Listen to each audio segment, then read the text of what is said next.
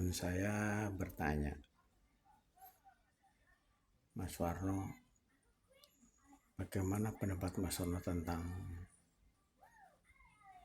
masalah ijazah palsu Jokowi? Ya, saya jawab, kita memandangnya harus tiga sisi.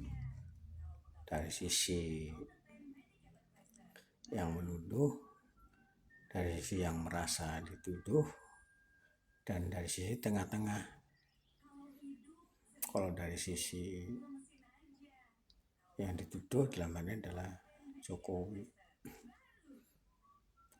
ya bisa saja dia mengatakan sebagai dituduh, karena memang yang beredar itu adalah pernyataan secara tegas bahwa ijazah Jokowi itu adalah palsu. Artinya Pak Jokowi tidak punya ijazah UGM lah khususnya,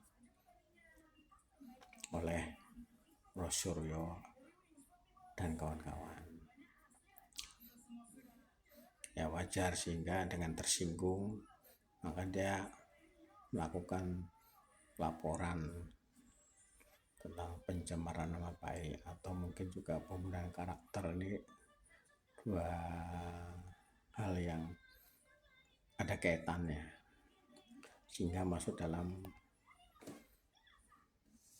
ranah hukum, dan ada pasal-pasalnya itu ya, kalau nggak salah di KUHP, walaupun saya bukan orang hukum.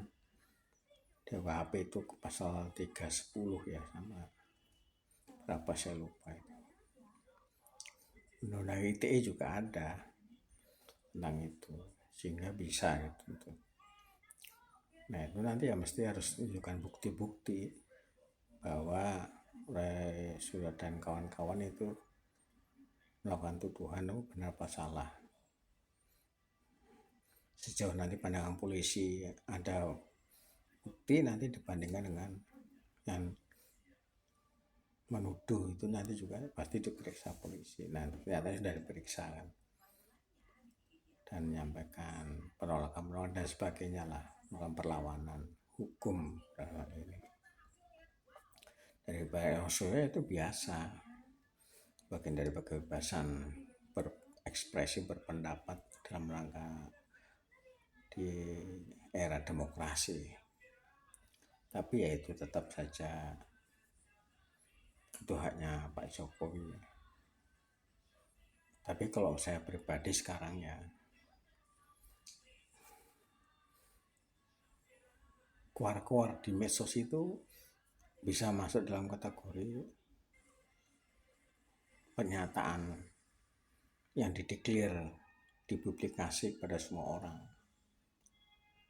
Oleh karena itu pernyataan itu harus benar-benar ada bukti, paling nggak saksi, sehingga itu bisa dideklar dan orang menyatakan benar. Misalnya Pak Suryo mengatakan dalam hal ini ya, ijazah palsu Pak Jokowi, ya paling tidak dia harus punya ijazah palsu itu. Paling tidak dia tahu ada bukti ijazah Pak Jokowi itu ada di dia, sehingga dia tahu, atau dia punya fotonya persis, ya berwarna tentunya, ijazah kan atau STTB kan berwarna, jadi ya itu harus persis. Dan ada saksi. Kalau saksi 1-2 itu tidak cukup. Saksi itu paling enggak tuh ya, paling enggak 60% dari orang yang kuliah di UGM Fakultas Kehutanan pada masa itu, baik yang masuk maupun yang lulus, itu paling enggak 60% itu saksinya. Kalau 125 orang ya bukan saksi, karena saya lihat Pak Jokowi saksi dia kuliah di sana tuh banyak. Nah kalau dia akan proyeksi tentang ijazah itu tidak asli, ya ijazah dulu tuh ya macam-macam, kadang tulisan beda, tanggal lahir beda, kemudian keteluduran pada masa itu bisa ada keteluduran aspirasi ya, apa mengkurang catatan dan sebagainya.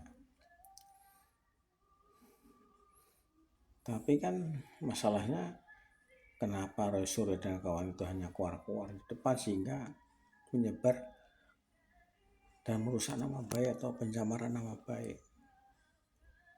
Ya jadi pada saat itu dia tidak berani menuduh, tapi mencemarkan nama baik dengan mengatakan pernyataan ijazah Pak Jokowi itu palsu dan dia bukan kuliah di UGM dan sebagainya dengan kekuatan-kekuatan data-data yang dimilikinya.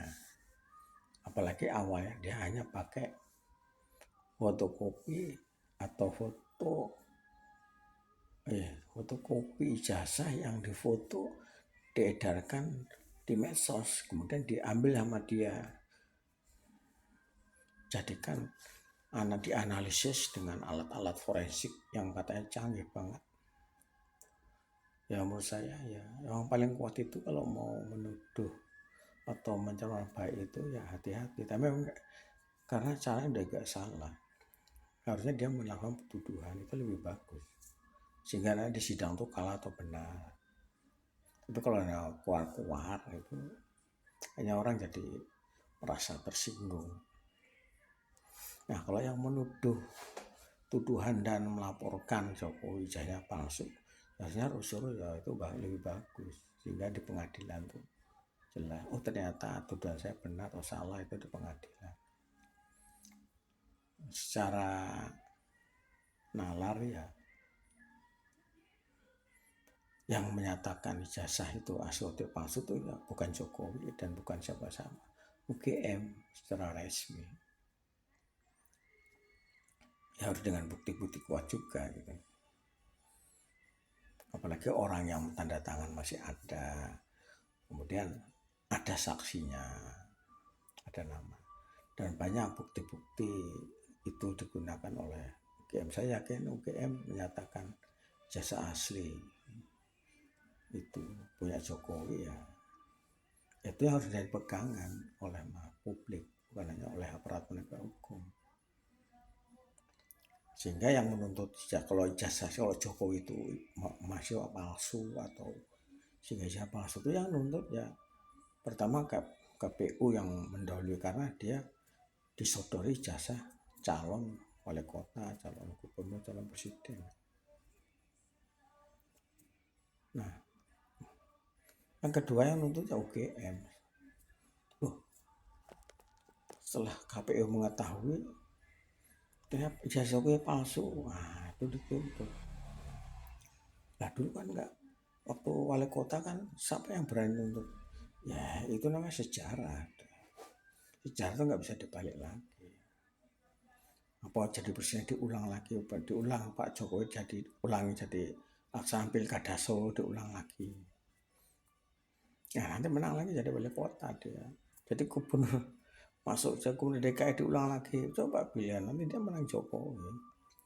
Diulang lagi jadi Pak Capres untuk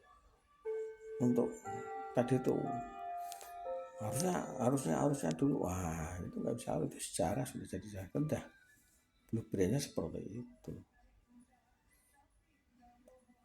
Sehingga ya yang paling kuat itu adalah